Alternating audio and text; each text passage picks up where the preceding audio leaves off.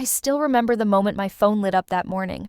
I was half awake, sipping lukewarm coffee, scrolling without thinking. And then I saw their names. My parents, names I hadn't seen on my screen in months. My breath caught in my throat, and for a second, it felt like time paused around me. It wasn't just a message. It was a wave of memories. The good ones, the painful ones, the ones I tried so hard to put behind me. My hands were shaking slightly, not out of fear, but out of something deeper, a feeling I couldn't name. A part of me wanted to open it immediately.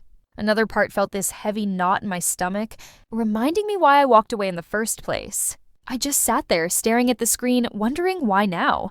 Why after everything? And honestly, in that moment, I didn't know if I was ready to face whatever was waiting inside that message. Growing up, my home didn't look broken from the outside. People thought we were the kind of family that had everything figured out. But inside, it felt like I was always walking on a quiet, invisible line, trying to earn attention, trying to feel valued, trying to be enough. My parents weren't unkind. They were just distant in ways that hurt more than any argument ever could. They rarely asked how I truly felt, and when they did, it seemed more like a formality than genuine care. I learned early on to keep my emotions tucked away, because sharing them often led to being dismissed or told I was overreacting. As I grew older, that feeling of being unseen only deepened. Achievements were met with silence, and struggles were brushed aside. I kept waiting for that moment when things would change, when they'd finally look at me and really see me. But that moment never came. And that quiet ache slowly became a part of who I was. The moment everything changed didn't happen in a dramatic explosion. It was much quieter than that. The kind of moment where your heart simply whispers, "I can't do this anymore." It happened after a long week at work. I had been struggling emotionally, trying to stay grounded while juggling responsibilities I could barely keep up with. I reached out to my parents, hoping for even a small sign of comfort. But instead of hearing concern or support, I was met with the same distant responses I'd known all my life. They brushed off my feelings again, not out of cruelty, but out of habit, a habit that had worn me down for years. And for the first time, I felt something inside me quietly close. It wasn't anger. It wasn't blame. It was a deep, calm realization that I couldn't keep trying to build a relationship alone. That night, I sat in my room and finally admitted to myself that stepping away might be the only way to protect my heart. Once I made the decision to step away, life felt strangely quiet. At first, the silence was overwhelming, a mix of relief and sadness that I didn't fully understand. I could finally breathe without walking on eggshells, without hoping for validation that never came. But that relief came with an unexpected ache.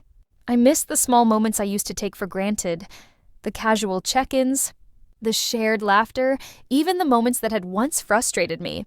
It was a strange mix, freedom and grief existing side by side. In that quiet, I began to reflect.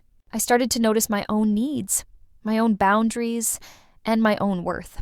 I realized I had spent so many years molding myself to fit expectations that weren't healthy or realistic. Stepping away didn't erase the pain. It made it real, raw, and necessary. And in that necessity, I found the first flicker of true healing. Months passed in quiet reflection, and I began to rebuild pieces of myself that had been buried for years. Then one day, out of the blue, a message appeared on my phone. "My parents, we want you back," it read. My heart skipped a beat. Part of me was drawn to it. Another part braced itself for disappointment. I stared at the words for what felt like an eternity. Was this genuine? Could people really change after so long? The emotions swirling inside me were overwhelming.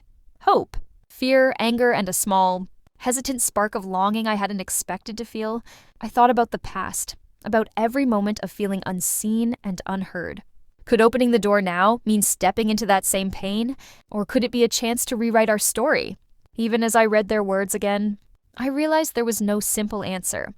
Only questions I had to face with honesty, reflection, and caution. After reading their message, I spent countless nights replaying memories in my mind. I thought about the parents I once knew, the ones who celebrated birthdays, shared advice, and offered guidance. And then I remembered the countless times I had felt invisible, dismissed, or unheard. The conflict inside me was heavy. Part of me longed for the connection I had lost, for the sense of family that once felt comforting. Another part of me clung to the boundaries I had built to protect my heart, afraid that opening the door would mean repeating old patterns. I questioned myself constantly. Was I being too harsh? Was forgiveness possible without compromise? Could I allow myself to hope again without losing the progress I'd made? In the quiet of my thoughts, I realized this wasn't just about them anymore. It was about me, my self-respect, and the lessons I had learned about love, honesty, and emotional safety. Looking back on everything, I've realized that this journey wasn't just about my parents. It was about me. Walking away was one of the hardest decisions I've ever made, but it taught me something invaluable. Protecting your heart is not selfish. It's necessary. I've learned that family relationships, even the ones we hope will be perfect, can carry years of unseen pain. Healing doesn't always mean reconciliation. Sometimes it means accepting the past, setting boundaries, and choosing to love yourself first. Now, with their message sitting quietly in my mind, I'm reminded that forgiveness and connection can be complicated. I don't have all the answers. I may choose to rebuild trust slowly, or I may maintain my boundaries to protect my peace. I want to hear from you. If you were in my place, would you give your parents another chance? Share your thoughts in the comments. And if this story resonated, subscribe and hit the bell for more heartfelt, real-life stories about trust and growth.